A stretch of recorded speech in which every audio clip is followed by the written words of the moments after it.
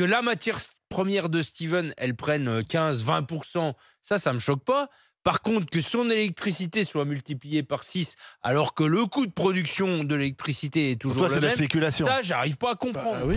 Alors, 36 ans, votre boulangerie est à Houille, dans le 78, les Yvelines. Ça s'appelle Au Plaisir Sucré. Exactement. On parle beaucoup de vous en ce moment, les boulangers, parce que la vie est pas simple. Le prix des matières premières qui explose pour faire le pain. Et puis en plus, le prix de l'énergie également. Et vous en avez besoin pour faire chauffer vos baguettes.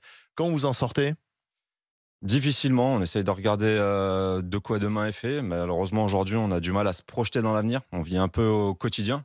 C'est un peu difficile aussi, pareil, à chaque fois qu'on nous demande au niveau des tarifs. On va mettre un tarif aujourd'hui, demain, il sera plus bon non plus. Donc, Votre facture, elle a vraiment explosé ? Alors moi, pour l'instant, je n'ai pas encore vraiment regardé, mais ouais. Ah. Je préfère encore passer les fêtes, être encore serein avec ma femme et ma fille. À la méthode Coué. Ouais, voilà, c'est ça. Voilà, comme je vous dis, on vivra vraiment au jour le jour. Etienne, il fait ça aussi depuis des années. J'ouvre pas les enveloppes, je les ouvre au dernier moment. Les enveloppes des impôts, il en a pas. 3 mètres d'enveloppes des impôts, et il va falloir les ouvrir à un moment Mais donné. vous avez monsieur des collègues qui vous disent que... Il y en a beaucoup, ouais. Hein, C'est triste parce qu'aujourd'hui, on a quand même la chance d'avoir la baguette à l'UNESCO. Et au Bah oui. final, aujourd'hui... Elle est menacée, réel. cette baguette. C'est réel ce risque de voir la baguette passer à un prix... Elle est à combien chez vous, la Je baguette ? pense que malheureusement, le risque réel serait si jamais, éventuellement, les établissements resteraient ouverts. Mais je pense qu'à l'heure d'aujourd'hui, même à un prix exorbitant, ça engendre énormément de choses. Vous voyez, il y a encore aussi, pareil, une chose qui se fait qu'apparemment, encore au 1er janvier, la matière première va prendre 15% d'augmentation encore. Donc, en fait, ce qu'on a besoin aujourd'hui, c'est un peu de sérénité, de savoir, en fait, comment on peut dire, c'est de vivre vraiment... D'anticiper, de voir un petit peu, d'avoir plus de visibilité sur à la fois le prix des matières premières. C'est de la stabilité qu'on a besoin. Et là, il n'y a pas. Là, il y a pas. C'est-à-dire que ça peut prendre 15%, mais ça peut très bien... d'inflation, quoi. C'est ça, en fait, constamment.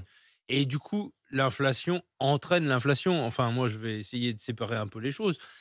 Dans les charges de Steven, il y a de l'électricité. Tu m'as dit, ton four est à l'électrique, donc il y a de l'électricité.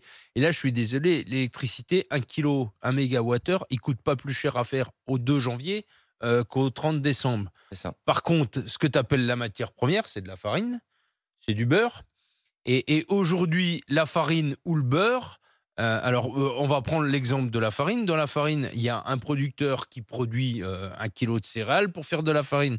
Ce producteur, qui est plutôt pas le mieux payé de la chaîne alimentaire, il a ses engrais et tous ses intrants qui ont été multipliés, lui, par 5 ou par 6 ou par 7. L'engrais, c'est par 7 cette année. Derrière ça, il y a de l'électricité pour faire tourner un moulin, pour faire de la farine, et il y a du transport pour arriver jusque chez Steven. Donc, à un moment donné, que la matière première de Steven, elle prenne 15-20%, ça me choque pas. Par contre, que son électricité soit multipliée par 6, alors que le coût de production de l'électricité est toujours Pour toi, le c'est de la même, spéculation. ça, j'arrive pas à comprendre. Oui.